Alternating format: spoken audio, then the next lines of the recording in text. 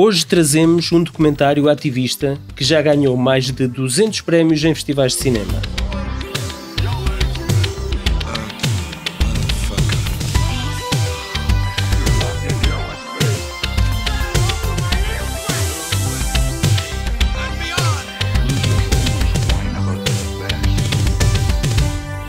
Era um edifício icónico na cidade de Vila Real, uma panificadora conhecida como Pan Real, erguida em 1965 e projetada pelo arquiteto Nadir Afonso. Esta construção acabou por ficar abandonada e, 50 anos depois, teve a morte anunciada com a sua iminente demolição. É aqui que entra José Paulo Santos, professor e realizador, que acompanhou os movimentos ativistas que lutaram para salvar este património arquitetónico.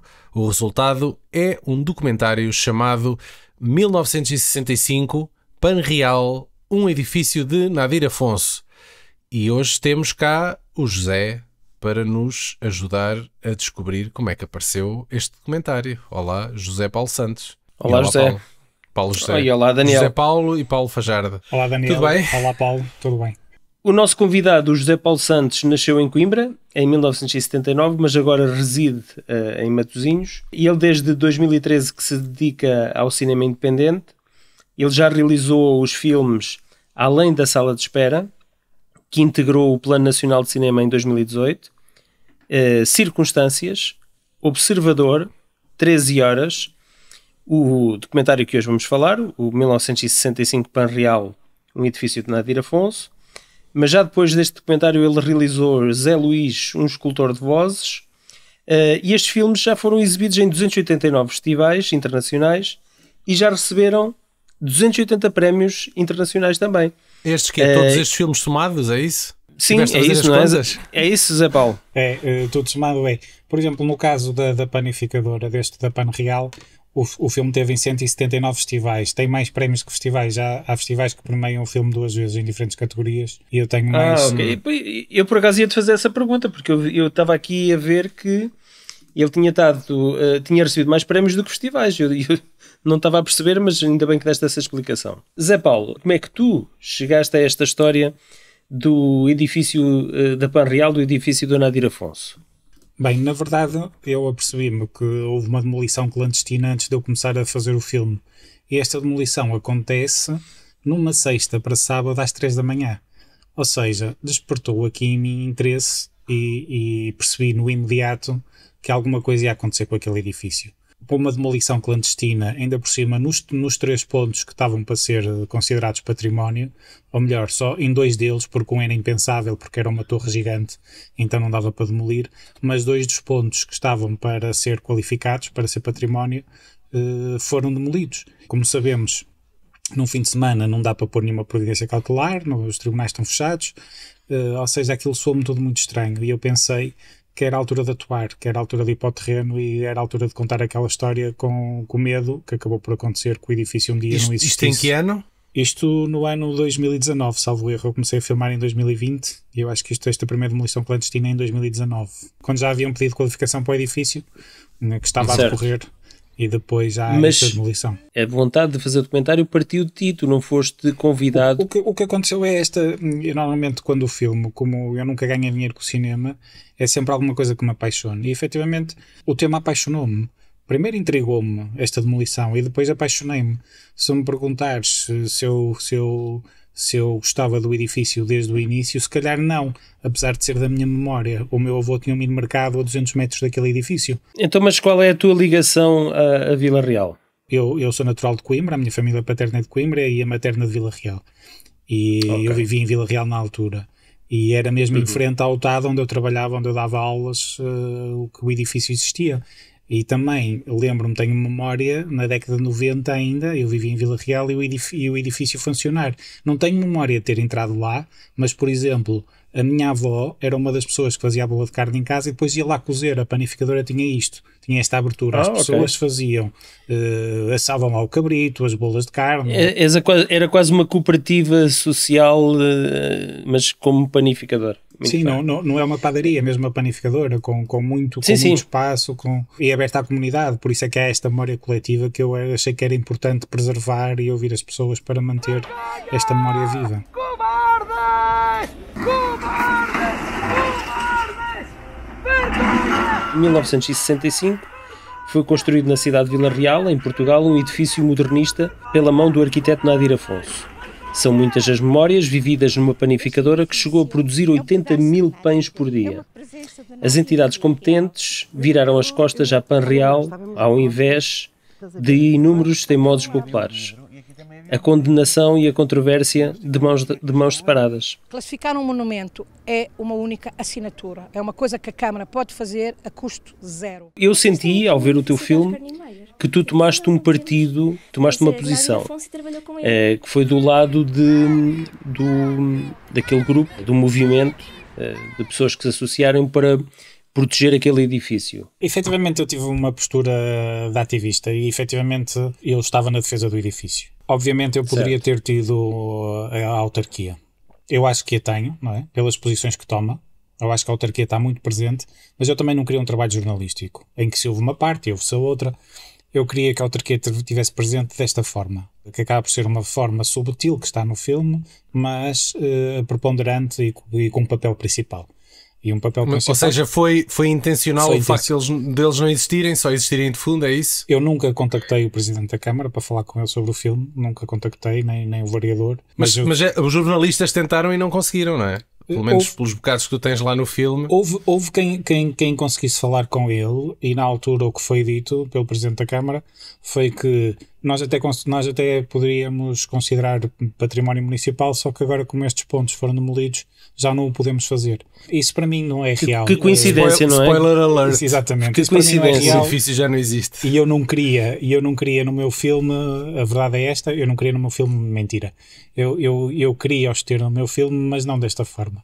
E como eu sei muito mais do que aquilo que eu mostro no filme, achei que não mereciam estar no meu filme. E como sou eu o realizador e sou eu que decido, eu não quis que eles estivessem no meu filme. Ou seja, eles estão desta forma indireta, porque efetivamente eles podiam ter feito muito mais do que aquilo que fizeram. E a verdade é que o edifício estava avaliado em 250 mil euros e depois é vendido por quase 1 milhão de euros. E a verdade é que a própria autarquia abriu um concurso de ideias para arquitetos e atribuiu um prémio a um arquiteto. Aliás, o filme mostra isso, um arquiteto que tinha uma possibilidade para aquele edifício e que ganhou um prémio monetário. Era uma espécie de shopping ou uma área comercial, não era? Com esplanadas e tudo mais, sim. Só que a partir do momento que o Lidl se mostrou interessado em comprar aquele espaço, tudo mudou. Aliás, até é dito ao próprio Nadir Afonso, que na altura pela Vereadora da Cultura, que o edifício ia ser, em Vila Real há uma grande tradição de corridas, e que o edifício ia ser transformado no Museu do Automóvel. Iriam manter a traça do edifício e que depois iria ser transformado no Museu do Automóvel. E havia um colecionador português que ia oferecer 50 carros, e nós hoje sabemos que estes 50 carros, como não foram para a Panreal, foram para Málaga e estão neste momento em Espanha. Ou seja, Vila Real perdeu uma panificadora, um edifício modernista de Nadir Afonso, e perdeu também, para quem gosta do desporto automóvel, estes 50 clássicos que entretanto foram para Málaga. Isto depois soubemos a posteriori. Eu soube disto quando apresentei o filme na livraria Lelo, aqui no Porto, e houve uma pessoa que nos contou esta história. Mas o que eu gostava de vos dizer é que eu acredito que o cinema é uma coisa que se faz hoje ou nunca. E se eu não tivesse contado a história da panificadora, hoje já não a temos. Já, pelo menos desta forma, já não é preciso, já não conseguimos contar. Isto já me aconteceu com outros filmes, inclusive agora o Paulo Fajardo falou que o último filme que fiz foi o Zé Luís, um escultor de vozes, que é um maestro aqui do Porto, do Coral de Letras, e o que é certo é que o maestro também faleceu a semana passada. Ou seja, vamos perdendo as pessoas. O teu documentário acabou de valorizar com isso. É engraçado, quando eu mostro este filme em Lisboa, na Sociedade Portuguesa de Belas Artes, ou estava lá um professor da Universidade de Lisboa que me disse precisamente isso, quando viu que eu estava triste pela situação em si, ele consolou-me de certa forma a dizer, olha, de certa forma perduraste e o filme tem tido visibilidade. Sim, o objeto passa a ter um valor que antes não tinha porque a pessoa já não está cá. Sem dúvida. Eu queria recuar um bocadinho porque eu confesso que não conhecia o Nadir Afonso, nem a obra dele. Eu estava aqui a ver, ele faleceu em 2013 e acho que é de facto uma situação curiosa e não tão frequente quanto isso, nós temos um arquiteto Ou seja, alguém com uma visão a ser convidado para projetar uma fábrica, que algo que podia muito bem ser só um barracão ou um edifício convencional, né? Tipo um armazém. Explica-nos aqui, contextualiza quem é a Mas obra atenção, dele. ele não fez só aquela, fez a de Chaves também, que é mencionada no filme.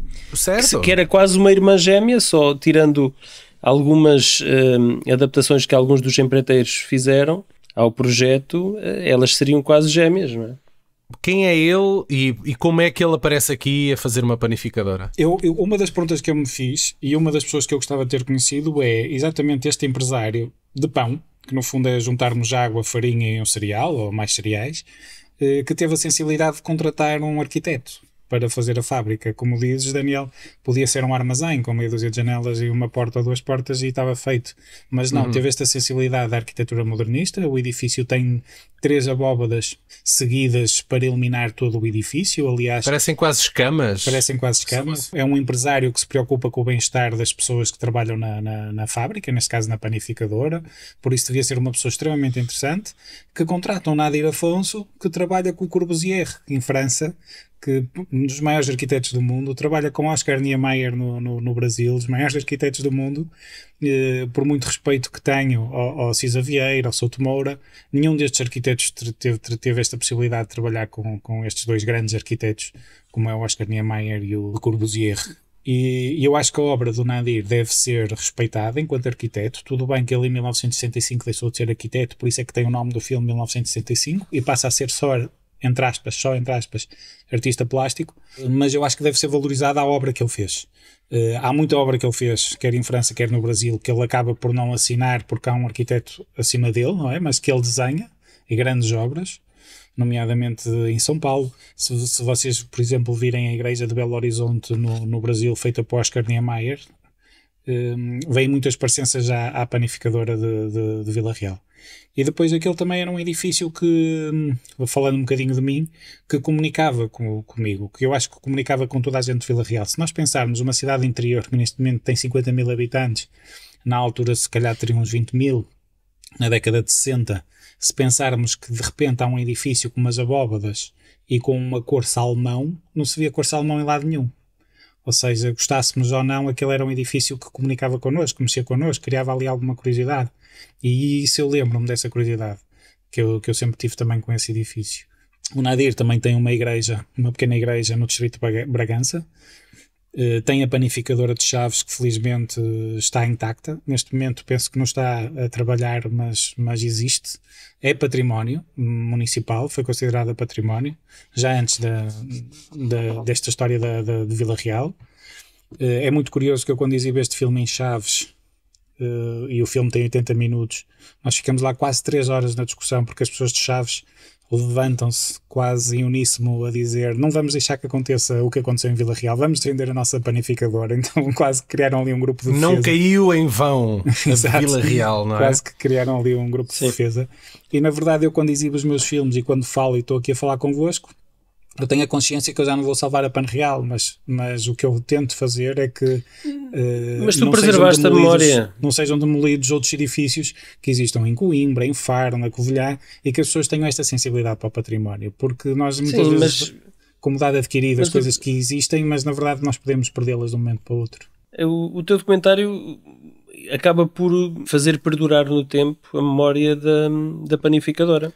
Vai passar a ser um documento fundamental.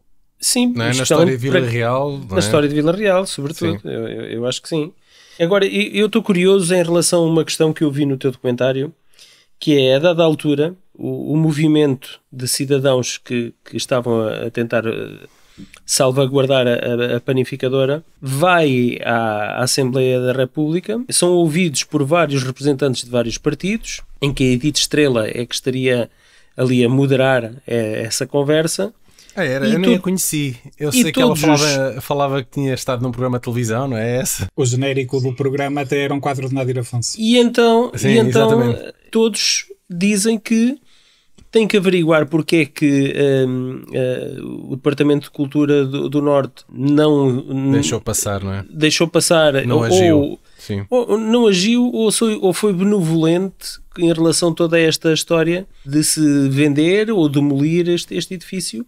e todos eles ali em uníssono disseram não, nós vamos preservar isto porque é de interesse não só municipal, como é de interesse nacional, e passado não sei quantos meses ou um ano, começa o edifício a ser demolido. Às tantas da madrugada, não é? Uma das pessoas até diz, isto é eficiência a mais, não é? Neste entretanto, entre esta reunião que trazia aqui uma bandeira de esperança e a demolição do edifício, o que é que se passou neste entretanto? A pergunta que eu quero deixar no ar neste filme é exatamente isso. É que força é esta? Que força é esta que consegue fazer exatamente aquilo que quer? E a mim assusta-me, confesso, que a globalização vista as cidades de acordo como quer vestir, sem ouvir a população. E nós temos efetivamente uma Assembleia da República da esquerda à direita, todos eles a defenderem o edifício, e na verdade o edifício é demolido na mesma. Não é? Por isso é importante fazermos esta questão. Que força é esta? Eu também não sei que força é. Desconfio, mas também não sei. Eu confesso que eu próprio sou uma pessoa muito emocional, que ainda hoje, quando vejo o filme, o meu próprio filme, um filme de 80 minutos, que demorei mais de 3 anos a fazer, e ainda hoje, quando vejo o filme, eu acredito que não vai ser demolido, o edifício. Vivo nessa expectativa. Eu acreditei, eu não sabia da história, eu não sabia, estava a ver o filme e acreditei sempre que parece-me estar bem encaminhado, não é? Eu próprio, nope. Exatamente. Eu próprio a ver o filme e a saber o desfecho, eu acredito, pode ser que desta vez o filme não seja demolido, e emociono-me a ver o filme. Haja um final alternativo em que afinal está tudo bem. Eu comecei com o fim do filme, não é? Eu comecei com a Mila Simões de Abril, que foi uma das pessoas que defendeu o Foscoa, a gritar vergonha na demolição, sem se perceber muito bem o que é que ela estava a falar, e de repente deu toda uma calma, não é? Eu tenho um grupo de jovens arquitetos que tentam sensibilizar as pessoas em Vila Real para a arquitetura modernista.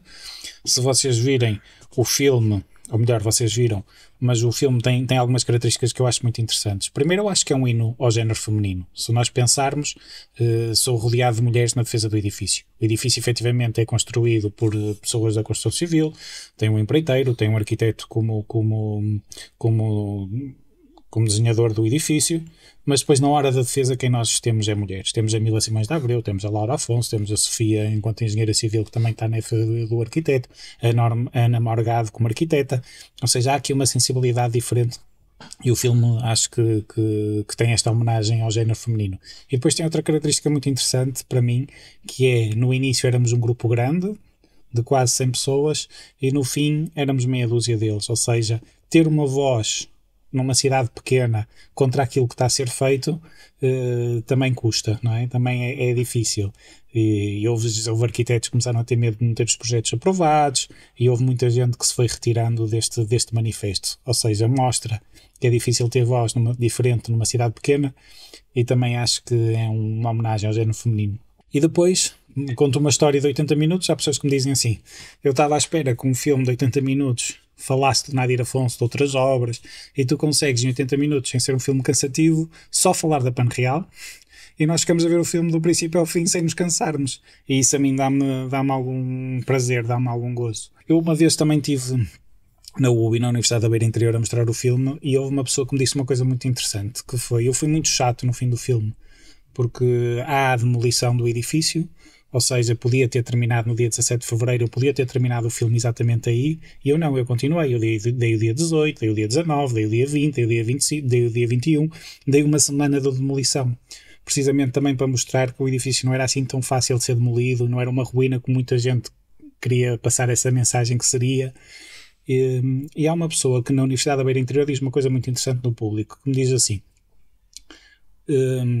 eu gostei muito do fim do filme porque deu-me tempo para fazer o luto. Eu perdi uma coisa que gostava durante o filme, e aqueles 5 dias deram-me tempo para eu fazer o luto. Foi muito mais poético, muito mais interessante do que aquilo que eu pensei. Por isso é que também é tão interessante nós às vezes estarmos perante o público, perante alguém que está a ver o filme, e nos dá uma perspectiva. Uma perspectiva diferente, completamente diferente. Eu era daqueles que acreditava que eles iam deixar um elemento da estrutura do edifício, quanto mais não fosse para servir torre, só se fosse a torre, mas seria tão esquisito, não é? Eu era da malta que estava a torcer pela torre também. Eu julguei que a torre que iria ficar. Isso faz lembrar as cerâmicas em Portugal, quando são demolidas. a chaminé fica sempre, não é? Não se sabe bem para quê, nem como, mas deixam a chaminé, aquele pilar vertical super alto ali sozinho. E a nível da arquitetura é uma coisa muito difícil de se fazer, não é uma coisa nada fácil de se fazer. Curiosamente, Paulo, essas chaminés, a minha família paterna é de uma aldeia perto de Oliveira do Hospital.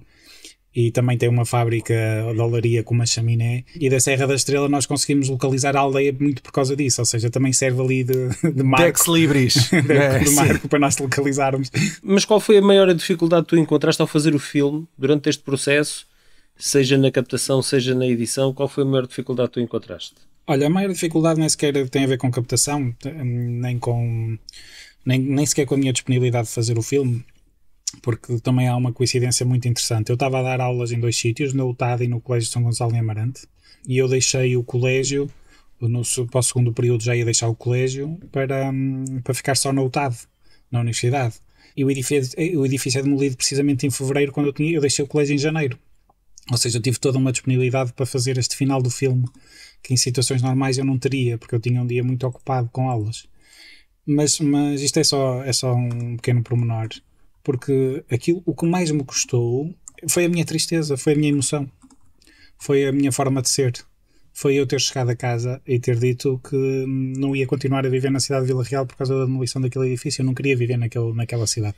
Eu não queria viver com pessoas que não tiveram a sensibilidade de preservar o edifício Nadir Afonso. E há pessoas que me dizem, só por causa disso? E até te posso dizer, Paulo, essa pessoa talvez tu até conheças, que é correspondente da SIC de Vila Real, que é a minha amiga, a Manuela Carneiro, que ela na altura para mim disse assim, Paulo, só por causa disso, e eu disse-lhe sim, para mim é mais do que suficiente. Nem toda a gente percebia, mas a mim custou-me mesmo muito.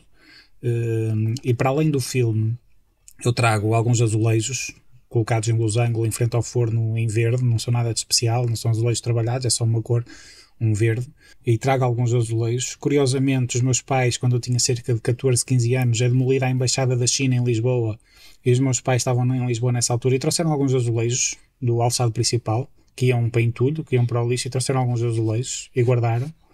E uns anos depois sou eu que trago esses azulejos para casa, não é? da fábrica de Nadir Afonso. Muito do que nós somos é aquilo que também os nossos pais nos educam, a forma de ser, e nós muitas vezes pensamos que não nos está a chegar, e se calhar até chegou de certa forma. Eu também tenho uma história curiosa. Quando eu ponho os azulejos num acrílico, eu depois precisava de os fixar porque era pesado, porque tinha partes da demolição, de cimento atrás, e tinha medo que caísse.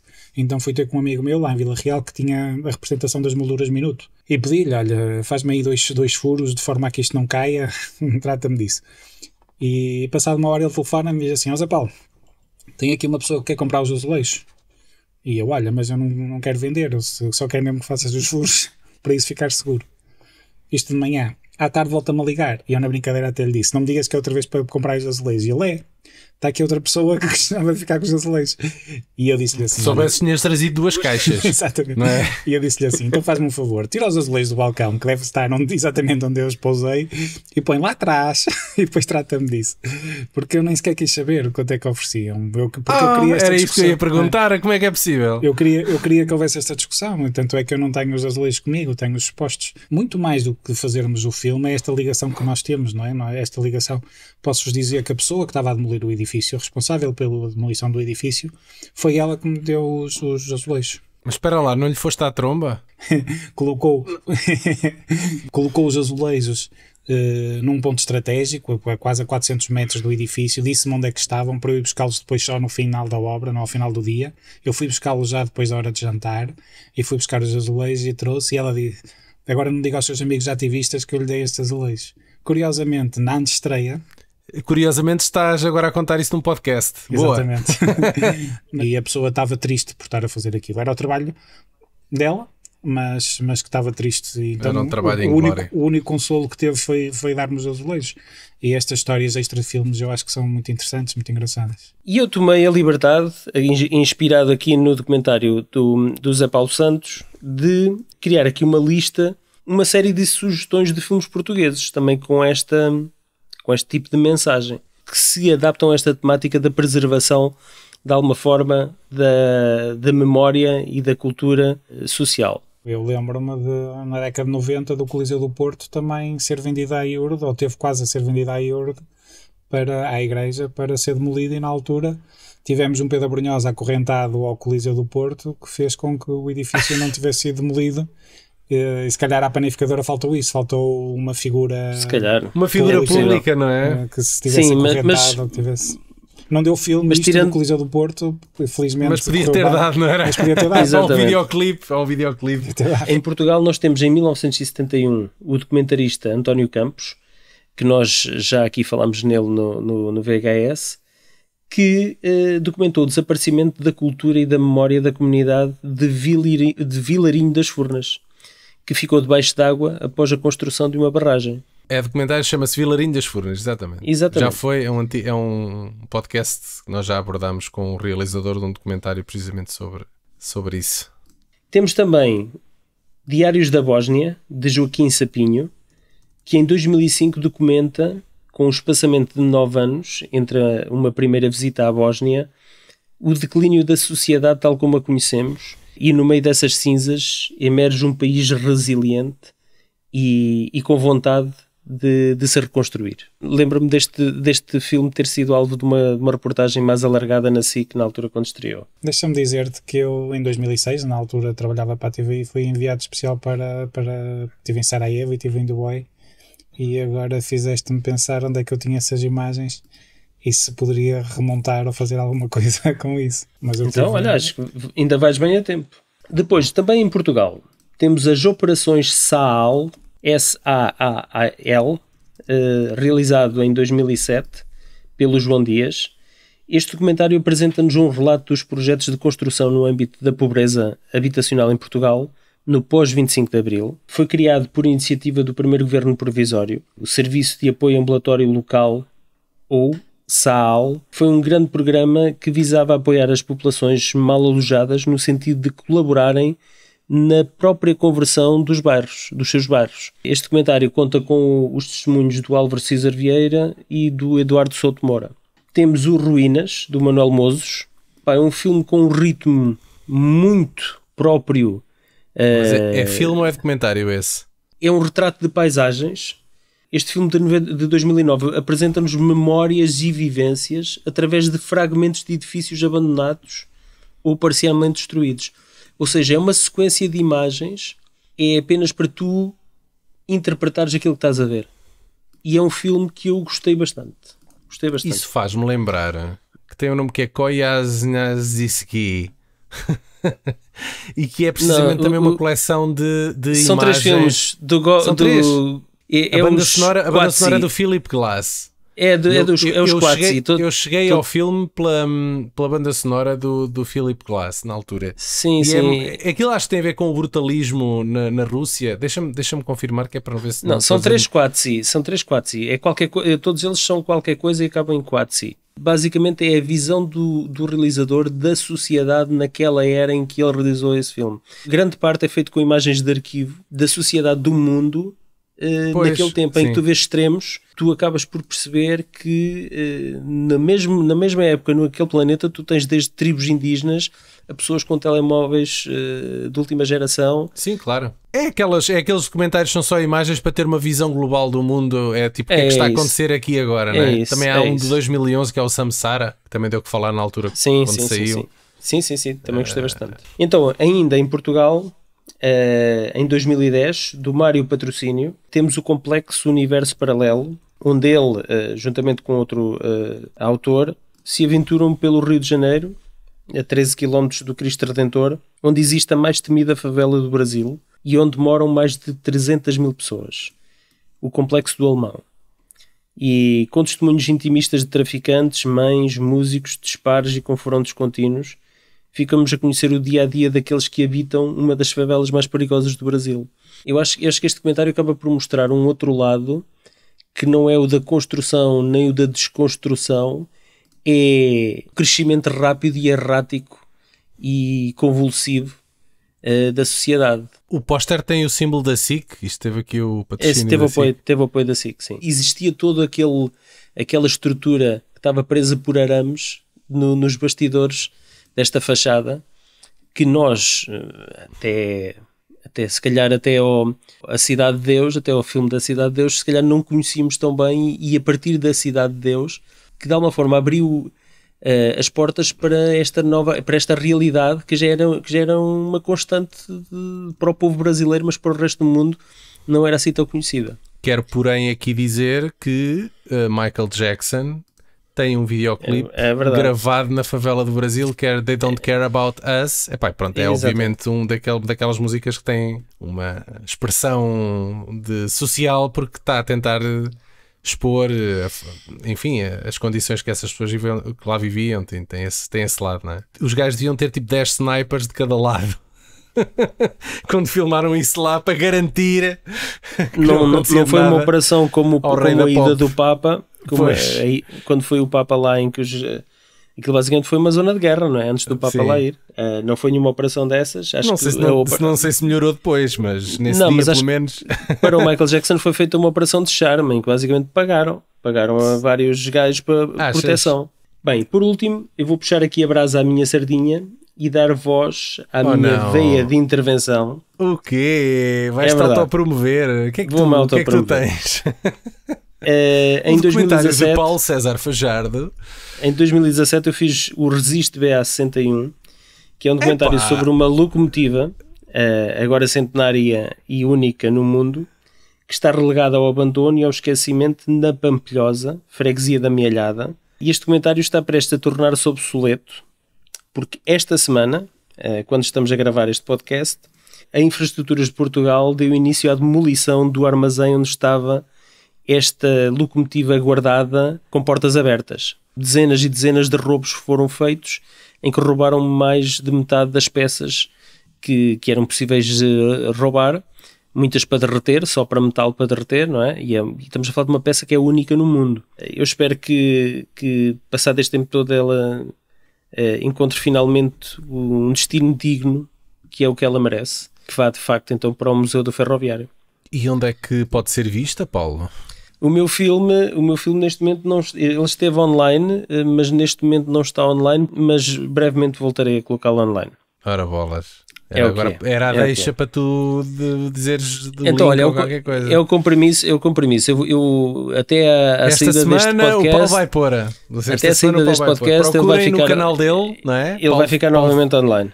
Procurem por Paulo Fajardo no YouTube. Paulo Fajardo ou Paulo César Fajardo no YouTube, que há de aparecer. Muito bem. Isto, olha, e já que terminaste, já que estamos a falar em sítios para se poder ver, aproveito aqui para dizer que o filme de José Paulo Santos, o que nós hoje falamos, 1965, Panreal, um edifício de Nadir Afonso, nome comprido, vai estar em exibição no dia 18 de setembro, no contexto dos encontros de cinema da Amealhada. É verdade. Correto? Isto é uma iniciativa do município da Amealhada, com a curadoria do Cineclube Gandra Bairrada e da Aderno, e nós convidámos o Zé Paulo Santos precisamente para vir cá mostrar o trabalho dele no dia 18, no Cineteatro Messias, às 21h30. Tu estás neste momento a trabalhar em algum outro projeto? Tens algum outro projeto em vista? Olha, estou a fazer um filme agora, a pedido da Universidade do Porto, sobre o rock nos anos 80 do Porto. Eu vou fugir aos mais conhecidos, aos Band, GNR, ao Rui Veloso, porque são bandas que já deram muitas entrevistas, que todos nós sabemos quem são. Está tudo bem documentado, não é? Exatamente, e eu vou tentar apanhar bandas que não tiveram tanto impacto e que nunca deixaram de atuar e continuam ainda hoje, já com 70 anos, a atuar sempre que podem. Nem todos já estão vivos, e estou com esse filme até ao final do ano. Vou estar com esse filme. Tenho sempre outros projetos. Por exemplo, eu tenho o filme da Livraria Branco, que é uma livraria provavelmente a mais antiga do país, que também vai ser demolida sem ter mudado de família, porque vai na quinta geração. A Bertrand é mais antiga, mas esta é uma livraria também interessante, numa cidade interior do país, de Vila Real, em que é uma livraria que tem mais de 170 anos, e é um filme que eu estou a fazer, ainda não sei quando é que vou terminar, mas é um filme que eu já comecei há cerca de 6-7 anos atrás, e tenho assim alguns projetos destes. Tenho um porteiro, por exemplo, numa universidade de ensino superior, que é poeta, e ele é porteiro numa faculdade de artes, e muito provavelmente se calhar é a pessoa mais ignorada da faculdade, e se calhar o maior artista até é ele, ou um dos grandes artistas até é ele. E tenho assim algumas coisas em manga que vou fazendo e que vou conversando com as pessoas e que vou tendo debaixo do olho. sempre me apaixono por uma Muito história. bem. Olha, fico feliz por saber que estás a fazer as pazes com Vila Real, porque se estás a fazer aquele outro documentário da livraria, não é? Vila Real teve um ato comigo interessante, ainda com o executivo que demoliu a panificadora, ou que aceitou que fosse demolida, porque deram uma medalha de prata de mérito da cidade, não é? Foi assim uma coisa um bocado estranha, não é? Porque Era para tu não. Eles não sabiam o que é que tu tinhas guardado ainda como extra. Exato. Se não ainda lá alguma coisa pior, é melhor dar-lhe uma medalha de prata. Vá. Exatamente. Mas é engraçado quando somos convidados para uma festa, mas ao mesmo tempo parece que não somos convidados, mas ao mesmo tempo parece que não somos, não é? Estamos ali, não há ninguém que nos receba assim de uma forma entusiasta. Não, a questão é que o teu trabalho acabou por ser incontornável, não é? De alguma forma, e então isto tinha que ser reconhecido de alguma maneira também. Olha, José, foi um prazer conversar contigo. Obrigado por ter junto aqui a nós e vamos ficar aí atento aos próximos projetos que vão vir. Muito bem, então vá. Até a próxima. Zé Carlos, um abraço e vemos na Mielhada. É isso, até breve, até dia 18, na Mielhada.